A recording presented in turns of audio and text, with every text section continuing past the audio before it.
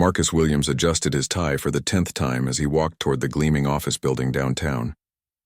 The interview was scheduled for 2 p.m. and he had been preparing for weeks. This wasn't just any job interview. It was for a senior management position at Henderson Industries, one of the city's most respected companies. The salary would change everything for him and his 8-year-old daughter Zoe. He had been a single father for 3 years now, ever since his wife Sarah passed away from cancer. Raising Zoe alone while working multiple part-time jobs had been the hardest thing he'd ever done. Some nights he would sit at the kitchen table after Zoe went to bed, staring at bills he couldn't pay, wondering how he would make it through another month. But this interview represented hope, a chance for stability, for a future where he wouldn't have to choose between paying rent and buying groceries. Marcus had spent his last $50 on the navy blue suit he was wearing. It was from a discount store, but it fit well enough, and he had polished his old dress shoes until they almost looked new. His resume was perfect. He had double-checked every word, every date, every reference. He had practiced his answers to common interview questions until he could recite them in his sleep. As he approached the building's entrance, his phone buzzed. He almost ignored it, but something made him glance at the screen. It was Zoe's school. His heart skipped a beat. The school never called unless something was wrong. He answered quickly, stepping aside from the flow of people entering the building. "Mr. Williams? This is Mrs. Patterson from Riverside Elementary. I'm calling about Zoe. Is she hurt? What happened?"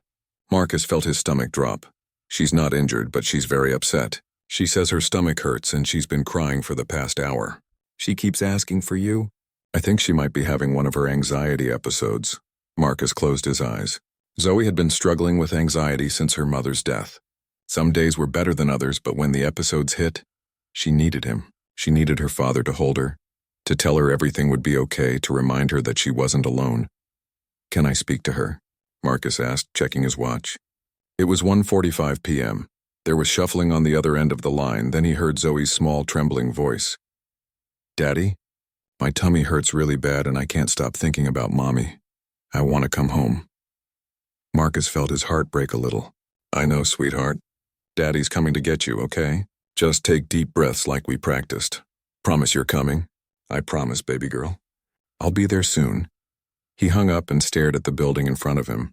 People in expensive suits were walking in and out, heading to meetings that would probably change their lives. His interview was in 15 minutes. He had waited months for this opportunity. The recruiter had told him that Henderson Industries rarely hired from outside their network. But his background in logistics and his military experience had impressed them enough to give him a chance. Marcus thought about the eviction notice tucked away in his wallet. 3 months behind on rent. He thought about Zoe's worn-out shoes and how she never complained even though he knew they were getting too small. He thought about the job that could solve all their problems. Then he thought about his daughter, sitting in the school nurse's office, scared and alone, waiting for the one person in the world who could make her feel safe. There wasn't really a choice to make. Marcus pulled out his phone and dialed the number for Henderson Industries' HR department. When the receptionist answered, he asked to be transferred to the hiring manager. "Ms. Chen, this is Marcus Williams. I have an interview scheduled with you at 2 p.m. today." He took a deep breath. "I'm very sorry, but I need to cancel." "There's a family emergency." There was a pause on the other end. "Mr. Williams, I understand emergencies happen, but I should let you know that this position has several other qualified candidates. If we reschedule, it would likely be several weeks out, and I can't guarantee the position will still be available." "I understand," Marcus said, his voice steady even as his heart was breaking. "Thank you for the opportunity." He hung up and immediately called a taxi, giving the driver the address for Zoe's school. As the city rushed by outside the window, Marcus tried not to think about what he had just given up. Instead, he focused on what mattered most, getting to his daughter. The taxi pulled up to Riverside Elementary just as the afternoon bell was ringing. Marcus paid the driver with the last cash in his wallet and hurried into the school. Mrs. Patterson was waiting for him in the main office, her kind face showing relief when she saw him. "She's in the nurse's office," she said, leading him down the familiar hallway. "She calmed down a bit when I told her you were coming, but she's still pretty shaken up." Marcus found Zoe curled up on the small cot in the nurse's office, clutching the stuffed elephant that had been her comfort item since her mother died. When she saw him, her face lit up and she ran into his arms. "Daddy, you came." "Of course I came, sweetheart," Marcus said, holding her tight. "I'll always come when you need me." The school nurse, Mrs. Rodriguez, approached them with a gentle smile. She started feeling sick during math class. Said her stomach hurt and she felt scared. "We tried calling you around 1:30. Marcus nodded, stroking Zoe's hair. He didn't mention that he had been standing outside one of the most important job interviews of his life. When that call came, all that mattered now was that his daughter felt safe. "Can you tell me what scared you, baby?" Marcus asked softly. Zoe looked up at him with eyes that seemed too old for her 8-year-old face. "We were doing math problems, and the teacher said we had to work really hard if we wanted to have good jobs when we grow up. Then I started thinking about how you're always working really hard, but we still don't have enough money. And then I thought about Mommy and how she worked really hard too, but she still got sick and died." Marcus felt his throat tighten. Sometimes he forgot how much Zoe understood about their situation. She saw him counting bills at the kitchen table. She noticed when he watered down the milk to make it last longer. She knew they moved to a smaller apartment after her mother died because they couldn't afford the old one. "Honey, working hard doesn't guarantee everything will be perfect," Marcus said carefully, "but it gives us the best chance for good things to happen. And you know what? Even when things are difficult, we have each other. That's the most important thing. But what if something happens to you too?" Zoe's voice was barely a whisper. "Hey, look at me," Marcus said, tilting her chin up so their eyes met. "I'm healthy and strong, and I'm not going anywhere. We're going to be okay, I promise." Mrs. Rodriguez stepped forward. "Would it help if Zoe rested here for a few more minutes? Sometimes a little quiet time can help when anxiety hits." Marcus was about to agree when his phone rang. The number wasn't familiar, but something made him answer. "Mr. Williams, this is Elena Chen from Henderson Industries. We spoke earlier about your interview cancellation." Marcus stepped away from Zoe slightly, lowering his voice. "Yes, I'm sorry again about that. Actually, I'm calling because I'm in a rather unusual situation. I'm currently stuck in traffic due to an accident on Highway 6, and I'm running very late for my next meeting. I happened to notice that you're near Riverside Elementary. I saw the address on your application. I know this is highly irregular, but would it be possible for me to stop by? I'd like to discuss the position with you if you're still interested." Marcus looked around the school nurse's office, then at Zoe, who was watching him with curious eyes. "I'm actually here picking up my daughter. She wasn't feeling well." "Oh, I see. Well, family comes first, of course.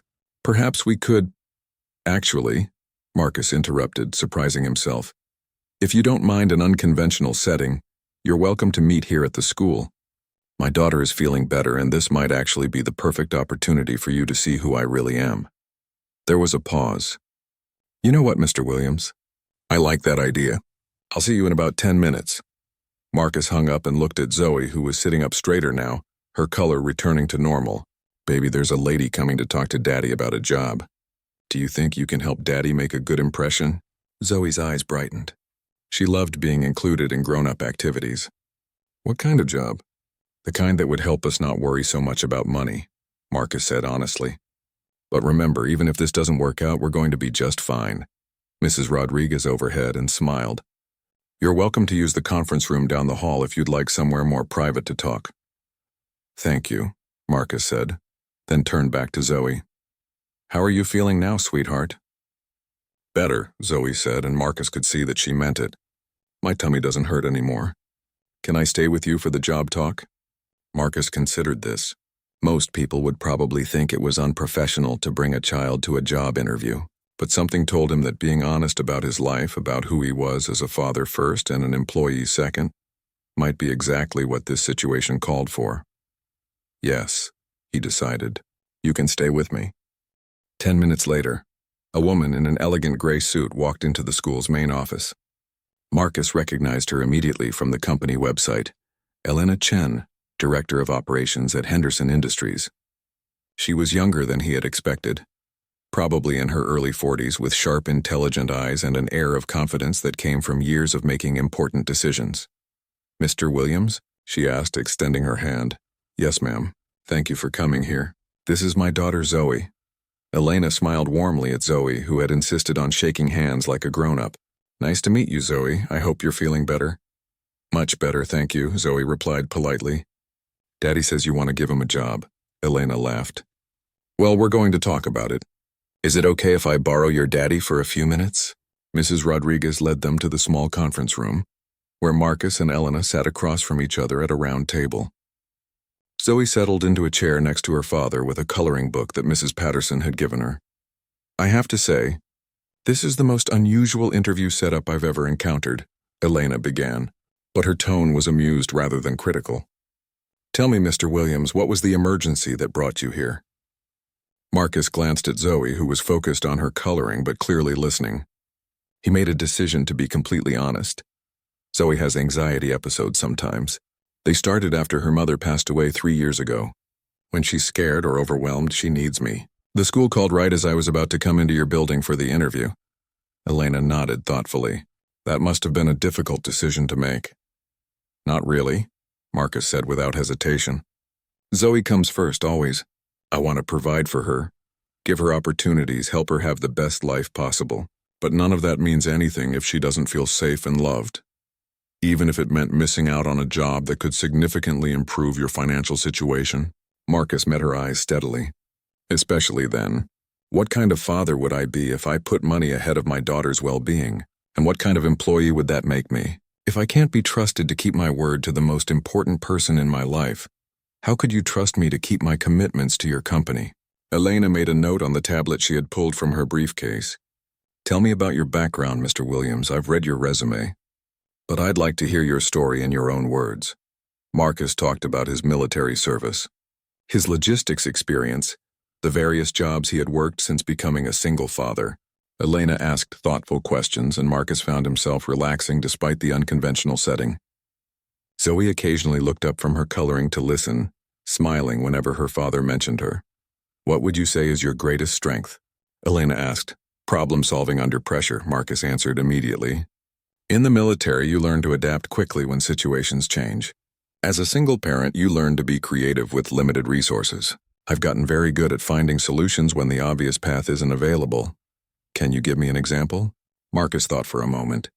Last month, Zoe had a school project due the next day, but we didn't have the supplies she needed and I didn't get paid until Friday. Most of the stores were closed and I only had $5 in my wallet. I could have told her teacher we couldn't afford the supplies, but I didn't want Zoe to feel different from the other kids. What did you do? Elena asked, leaning forward slightly. I took her to the recycling center. We collected cardboard, plastic bottles, and aluminum cans. Then we went to the dollar store and bought some glue and markers.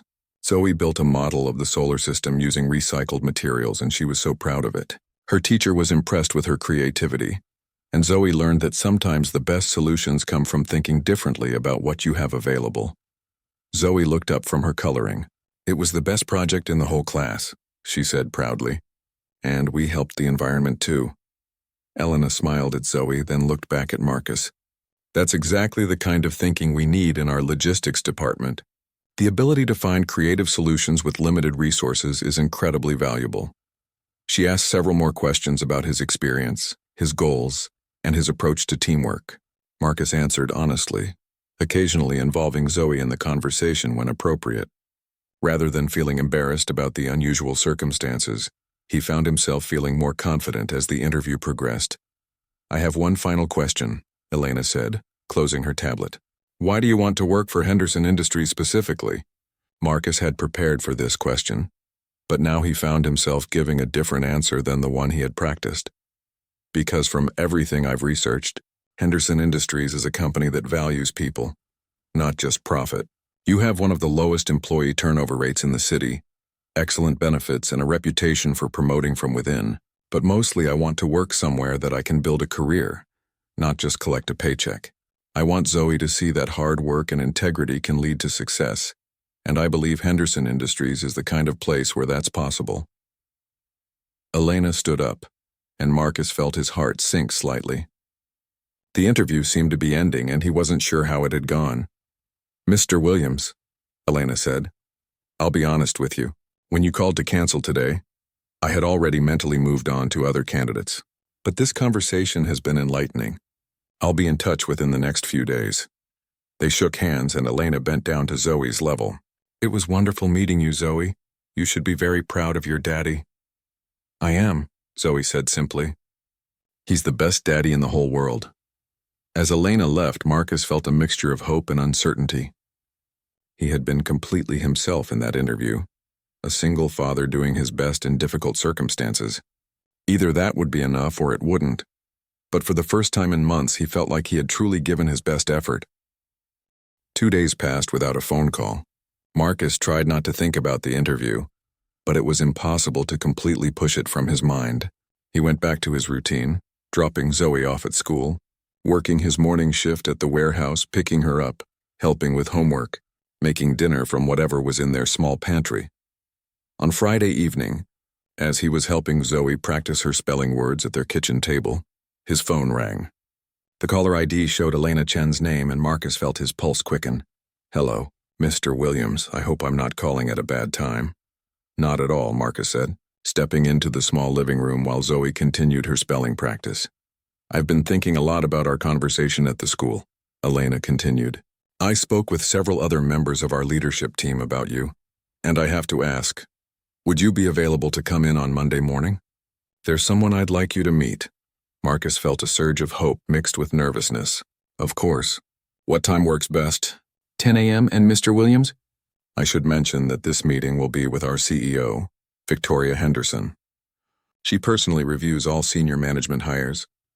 After Elena hung up, Marcus sat on his second-hand couch and tried to process what had just happened. He was getting a second chance, and this time, it would be with the company's CEO herself.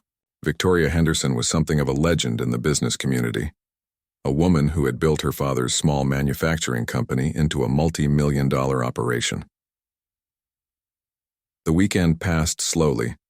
Marcus researched everything he could find about Victoria Henderson and the company's recent projects. He pressed his one good shirt and polished his shoes again. Most importantly, he arranged for Zoe to stay with their neighbor, Mrs. Rodriguez, on Monday morning, just in case the meeting ran long. Monday morning arrived gray and drizzly. Marcus took 2 buses to get to Henderson Industries headquarters, arriving 15 minutes early as he always did. The building's lobby was impressive: marble floors, modern art on the walls, and a reception desk that looked like it cost more than Marcus made in a year. Elena Chen met him in the lobby looking professional in a black suit. "Good morning, Marcus. Ready for this?" "As ready as I can be," he replied honestly. She led him to an elevator that required a special key card to access the executive floors. As they rode up, Elena gave him some last-minute guidance. Victoria is direct and doesn't waste time on small talk. She'll ask tough questions, but she's fair. She built this company by surrounding herself with people who share her values: integrity, innovation, and commitment to excellence. Just be yourself like you were at the school. The elevator opened to reveal a suite of offices with floor-to-ceiling windows overlooking the city. Elena knocked on a door marked with a simple brass nameplate that read, "Victoria Henderson, CEO." "Come in," came a voice from inside. Marcus followed Elena into an office that was both elegant and surprisingly warm. Awards and photographs lined the walls. But what caught his attention were the personal touches: family photos, children's artwork, and a small plant collection on the windowsill. Victoria Henderson stood up from behind her desk, and Marcus was struck by how different she looked from her corporate headshots. She was probably in her early 50s, with graying hair pulled back in a simple ponytail, and wearing a blue dress that looked professional but not intimidating. Her handshake was firm, and her smile seemed genuine. "Mr. Williams, please have a seat. Elena has told me quite a bit about your unconventional interview last week." "Yes, ma'am. I hope that wasn't too unprofessional." Victoria exchanged a glance with Elena. "Actually, it was exactly the opposite. Elena was impressed by your priorities and your problem-solving skills, but I wanted to meet you myself before making any final decisions." For the next 30 minutes, Victoria asked Marcus detailed questions about his experience, his management philosophy, and his long-term career goals. Her questions were tough but fair, and Marcus found himself relaxing into the conversation. "Tell me about a time when you had to make a difficult decision with limited information," Victoria said. Marcus thought for a moment.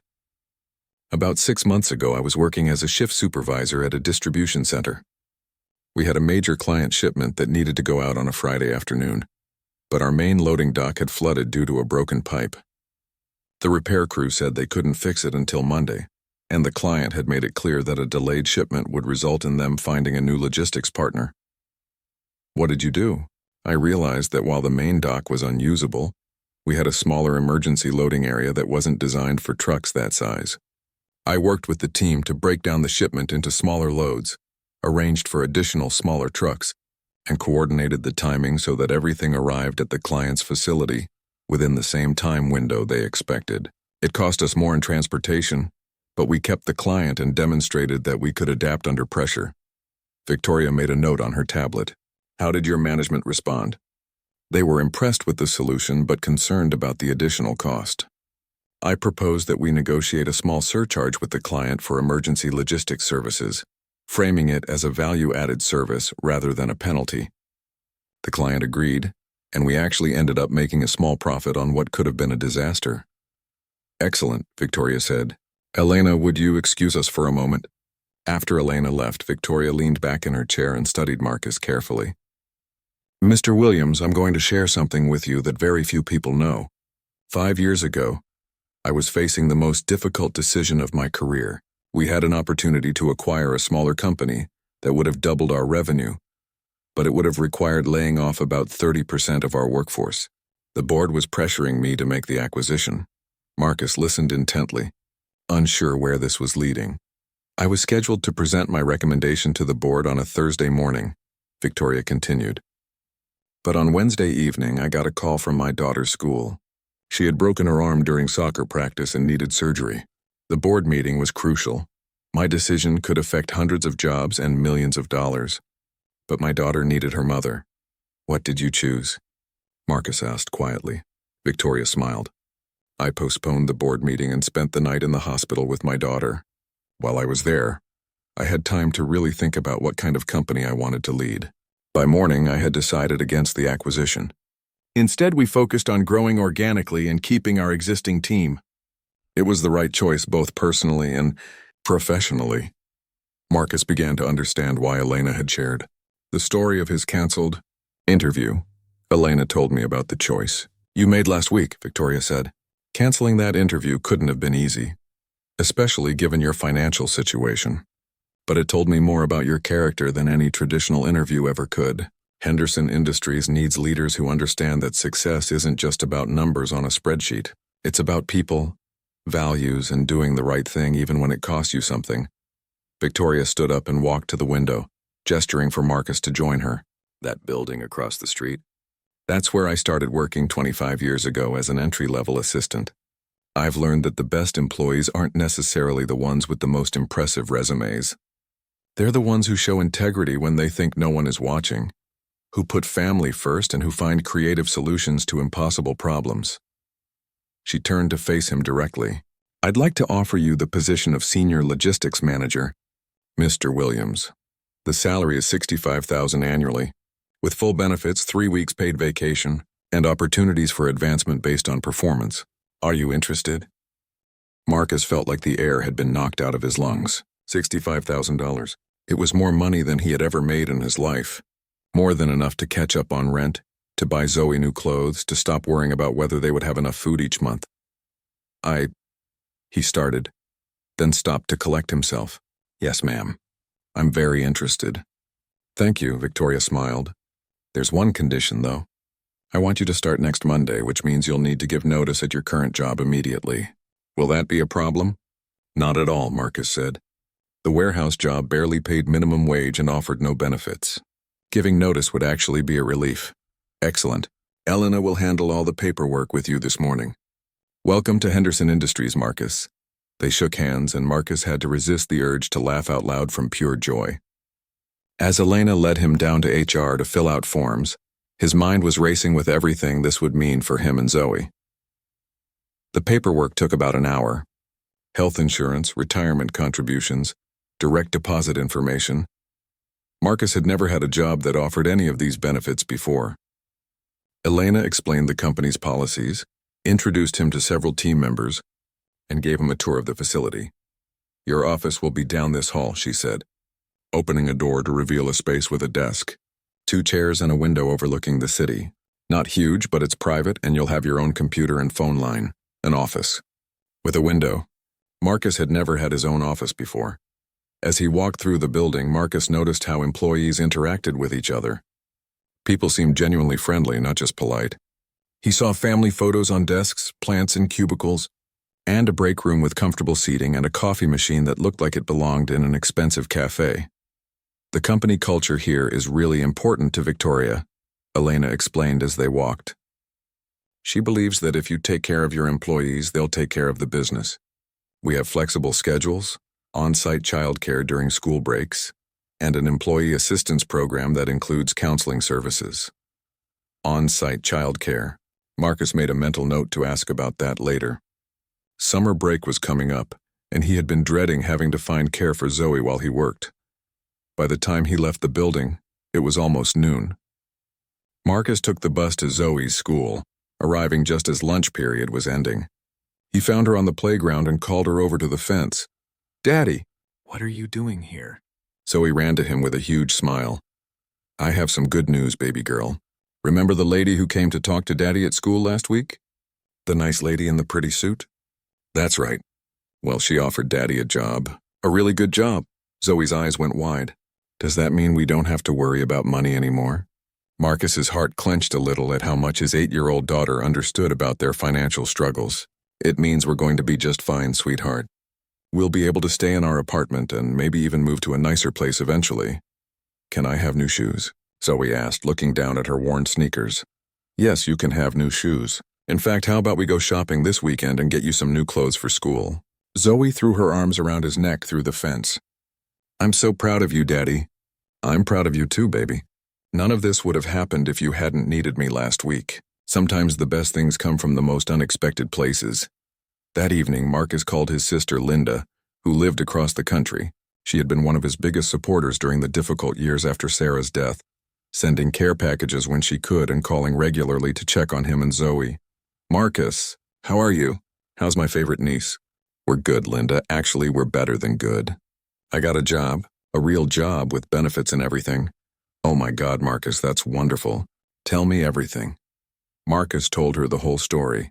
The canceled interview, meeting Elena at the school, the conversation with Victoria Henderson. Linda listened, asking questions and celebrating each detail. "I can't believe you canceled that interview," she said when he finished. "Well, actually, I can believe it, because that's exactly the kind of father you are. Sarah would be so proud of you." Hearing his wife's name still brought a pang of sadness, but it was softer now, mixed with gratitude for the time they had together and the beautiful daughter she had given him. "I think about her every day," Marcus said quietly, "especially when I'm making decisions about Zoe. I try to think about what Sarah would want me to do. She would want you to put Zoe first, which is exactly what you did. And she would want you to build a good life for both of you. This job sounds like it's going to help you do that." After they hung up, Marcus sat in his small living room and looked around at their modest apartment. The furniture was secondhand, the carpet was stained, and the kitchen appliances were older than he was. But it was home, and for the first time in 3 years he wasn't worried about losing it. Zoe was in her bedroom, presumably doing homework, but he could hear her talking to herself. He tiptoed to her door and listened. "Dear Mommy," she was saying in the voice she used when she was pretending to write letters to Sarah.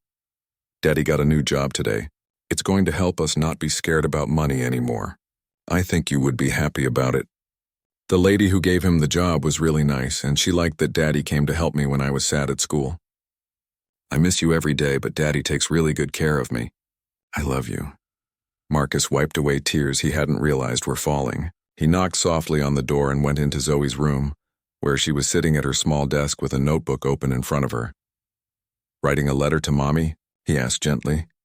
"Yeah, I tell her about the important things that happen. I think she likes to know that we're okay." Marcus sat on the edge of her bed. "I think she does too, and I think she's very proud of both of us. Daddy, are you happy about the new job?" "Very happy, sweetheart. But you know what makes me happiest? What? That no matter what happens, good job or bad job, lots of money or no money, I get to be your daddy. That's the best job I'll ever have." Zoe climbed into his lap and hugged him tightly. "You're the best daddy in the whole world." As Marcus tucked Zoe into bed that night, he reflected on how dramatically their lives had changed in just 1 week. A canceled interview had somehow led to the best opportunity he'd ever had. It seemed impossible, but he was learning that sometimes the right choice was rewarded in ways you could never predict. Marcus's first few weeks at Henderson Industries exceeded every expectation he had. His team was experienced and welcoming. The work was challenging but rewarding. And Victoria Henderson proved to be the kind of leader who inspired genuine loyalty rather than demanding it. His first major project involved streamlining the company's supply chain for their largest client, an automotive manufacturer that was constantly changing their delivery requirements. The previous logistics manager had struggled with this account, leading to several complaints and threats to cancel their contract. Marcus spent his first week studying the client's patterns, talking to drivers and reviewing shipping data.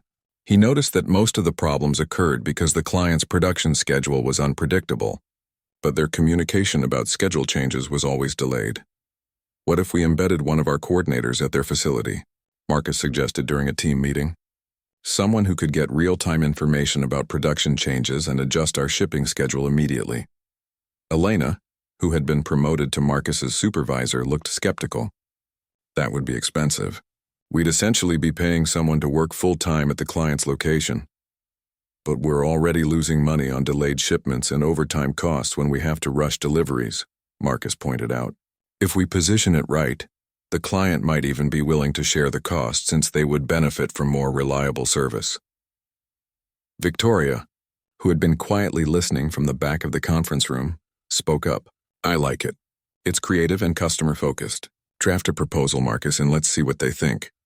The client loved the idea. Not only did they agree to share the cost of the embedded coordinator, but they signed a 3-year contract extension that included a significant rate increase. Marcus's solution saved the account and added nearly $2 million in annual revenue. "You've been here 3 weeks and you're already making waves," Elena told him after the contract was signed. Victoria is impressed. Marcus was building a reputation as someone who could solve difficult problems, but what he valued most about his new job was how it affected his relationship with Zoe. For the first time since her mother died, he wasn't constantly stressed about money. He could focus on being present when he was with her, rather than worrying about bills while helping with homework. They had moved to a larger apartment in a better neighborhood, close enough to Zoe's school that she could walk with friends rather than taking the bus. Marcus had been able to buy her new clothes, shoes that fit properly, and even some toys she had been wanting for months. But the biggest change was in Zoe herself. Her anxiety episodes had become rare, and when they did occur, they were less severe. Her teacher reported that she was more confident in class and had made several new friends. "It's like she's a different child," Mrs. Patterson told Marcus during a parent-teacher conference. "More outgoing, more willing to take risks academically. Children are very sensitive to their parents' stress levels, and she's clearly feeling more secure." One evening in early summer, as Marcus was reading with Zoe before bedtime, she looked up from her book and asked, "Daddy, do you think Mommy would be proud of us?" "I think she would be very proud," Marcus said. "Why do you ask?" "Because sometimes I feel guilty that we're happy without her. Like maybe we're supposed to be sad all the time because we miss her." Marcus set down his book and gave Zoe his full attention. This was one of those parenting moments where he felt the full weight of responsibility for shaping his daughter's understanding of love, loss, and healing. "Sweetheart, loving someone doesn't mean being sad forever when they're gone. Mommy loved us so much that she would want us to be happy. She would want us to have good things happen in our lives. Being happy doesn't mean we love her less or miss her less. So it's okay that I like our new apartment and my new shoes. It's more than okay. It's exactly what Mommy would want for you. She worked hard when she was alive because she wanted to give you good things. Now Daddy is working hard for the same reason. When good things happen to us, it's like we're honoring her memory by building the kind of life she dreamed about for our family." Zoe seemed satisfied with this explanation and returned to her book. But Marcus continued thinking about their conversation as he cleaned up the kitchen later that evening. His phone rang just as he was finishing the dishes. It was Victoria Henderson, which surprised him since it was almost 9 p.m. "Marcus, I hope I'm not calling too late. Do you have a few minutes to talk?" "Of course. Is everything all right?" "Everything's fine. Actually, better than fine. I wanted to give you a heads up about something before the official announcement tomorrow. The board approved our expansion into the Southeast market, and I'm going to need someone to head up logistics for the new region. It would mean a promotion to regional logistics director, a significant salary increase, and the opportunity to build a team from the ground up. Marcus felt his pulse quicken. That sounds like an incredible opportunity. I'd like to offer you the position. I know you've only been here a few months, but you've already proven that you can handle complex challenges and lead teams effectively. The position would be based here in the main office, so you wouldn't have to relocate, but it would involve some travel to the new markets as we establish operations. How much travel are we talking about? Probably 1 week per month for the first year, then maybe 1 trip per quarter after that. I know you have Zoe to consider, and I want to be upfront about all the requirements. Marcus thought about this carefully. The promotion would obviously be beneficial for his career and their financial future. But he had learned that no amount of money was worth compromising his relationship with his daughter.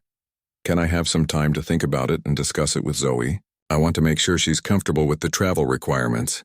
Of course, take all the time you need. The position won't be available until the fall anyway, so there's no rush.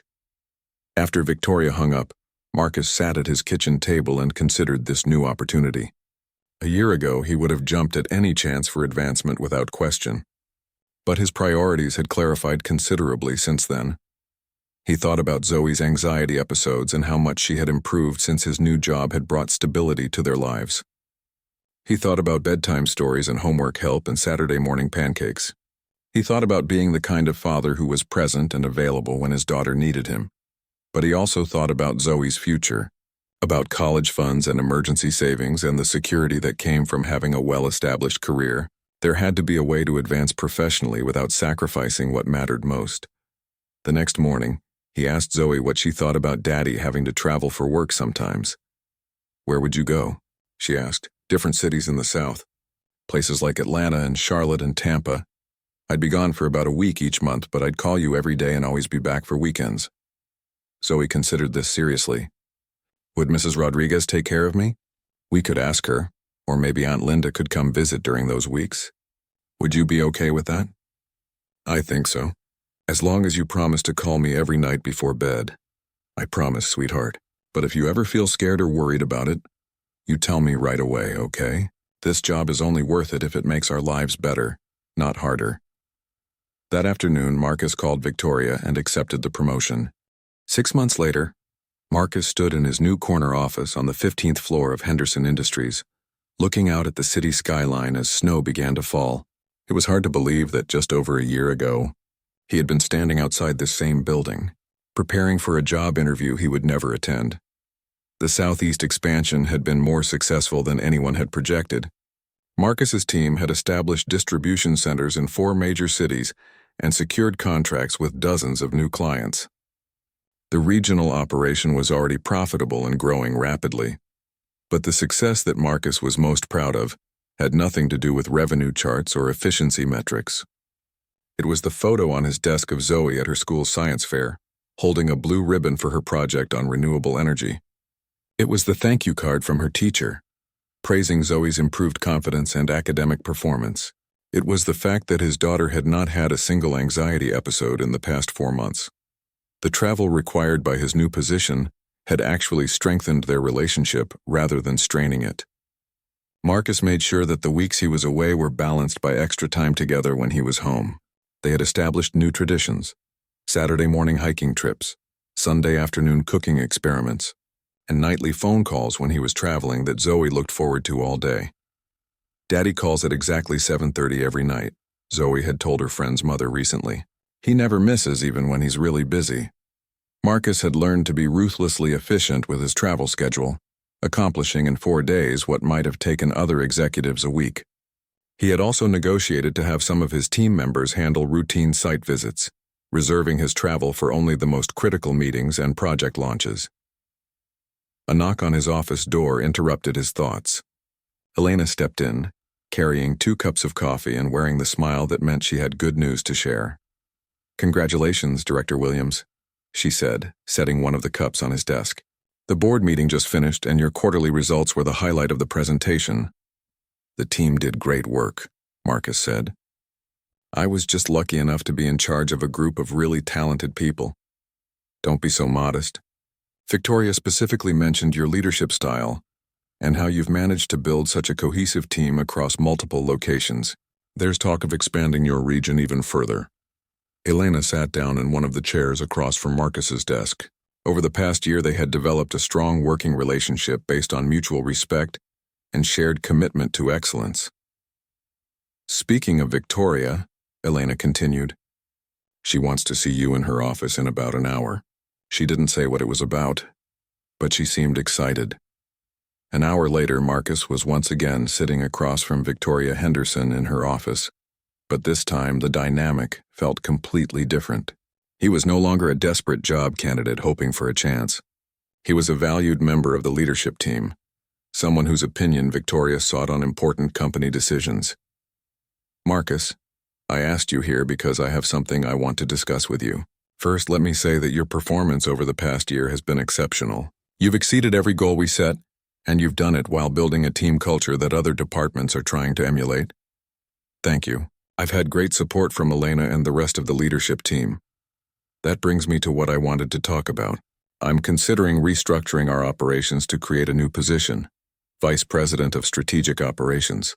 This person would oversee all regional logistics operations and would be responsible for our expansion into new markets. It's a significant step up from your current role. Marcus felt a familiar mixture of excitement and caution. Every promotion brought new opportunities, but it also brought new challenges and responsibilities that could potentially impact his time with Zoe. What would the travel requirements be for this position? He asked. Victoria smiled. I was hoping you'd ask that first. I've watched how you've managed your current role, and I'm impressed by how you've maintained your priorities while still delivering exceptional results. For this new position, most of the travel could be handled by regional directors reporting to you. You'd probably need to travel no more than you do now, maybe even less. And it would still be based here in the main office? Yes, with a significant salary increase and stock options. Marcus, I'm offering you this position because I believe you represent the kind of leadership this company needs. As we continue to grow, you're strategic, innovative, and you understand that success isn't just about hitting numbers, it's about building sustainable systems and developing people.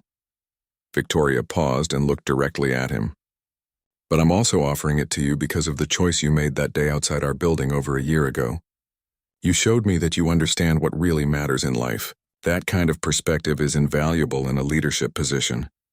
I'm honored that you'd consider me for this role. Marcus said, Can I have a day or two to discuss it with Zoe and make sure it's the right decision for our family? Of course. Take all the time you need. That evening, Marcus and Zoe were making dinner together in their kitchen when he told her about Victoria's offer. Vice President? Zoe asked, carefully stirring the pasta sauce. Does that mean you'll be really important? It means I'll have more responsibility, Marcus explained. I'd be in charge of helping the company grow into new places and making sure everything runs smoothly. Would you have to travel more? Actually, probably less than I do now. Most of the traveling would be done by people who work for me. Zoe considered this while setting the table. Daddy, can I ask you something? You can ask me anything, sweetheart. Do you ever wish things were different? Like, do you wish Mommy was still here so you didn't have to take care of me by yourself? Marcus stopped what he was doing and knelt down so he was at eye level with his daughter. Zoe, I need you to understand something very important. Taking care of you isn't something I have to do. It's something I get to do. You're not a burden or a responsibility that holds me back. You're the reason I work hard, and you're the reason I'm careful about the choices I make.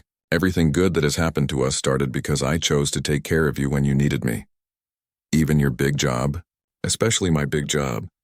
If I hadn't left that first interview to come help you at school, I never would have met Elena at the school. And she never would have seen what kind of person I really am. You didn't hold me back from my career, sweetheart. You helped me find the right career. Zoe hugged him tightly. I think you should take the new job, Daddy. You'll be really good at it. 6 months later, Marcus was featured on the cover of a regional business magazine with the headline Rising Star, How One Father's Priorities Led to Professional Success. The article talked about his innovative approaches to logistics management and his rapid rise through the ranks at Henderson Industries. But the quote that made Marcus proudest was at the end of the article, where the reporter had asked him about his philosophy on work-life balance. Success isn't about choosing between your career and your family, Marcus had said. It's about finding a way to excel at both by staying true to your values. The best professional decisions I've ever made started with asking myself, what would be best for my daughter? When you get your priorities right, everything else falls into place. The magazine was sitting on the kitchen table the morning the article came out. Zoe picked it up and studied the cover photo of her father in his business suit, standing in front of the Henderson Industries building. "You look very professional, Daddy," she said solemnly. "Thank you, sweetheart. But you know what? What? This magazine doesn't show the most important thing about my job." "What's the most important thing?" Marcus pointed to a small framed photo on the kitchen counter, a picture of him and Zoe at her 8th grade graduation ceremony, both of them smiling broadly. "The most important thing is that my job gives me the resources to be the best father I can be. Everything else is just details." As Zoe packed her backpack for school that morning, Marcus reflected on how far they had come. The scared, desperate man who had stood outside Henderson Industries over 2 years ago seemed like a different person. But the core of who he was, a father who would always put his daughter first, had never changed. That morning, as he walked Zoe to school before heading to his own office, Marcus thought about Sarah and how proud she would be of the life they had built together. The journey had been difficult, but every challenge had led them to exactly where they needed to be. "Have a great day, sweetheart," he said, hugging Zoe goodbye at the school gates. "You too. Daddy, I love you. I love you too, baby girl. See you tonight." As Marcus walked toward the bus stop that would take him to Henderson Industries, he smiled at the irony of it all. The best career move he had ever made was the decision to cancel a job interview. Sometimes the right choice was the one that seemed to cost you everything, but actually gave you everything that mattered.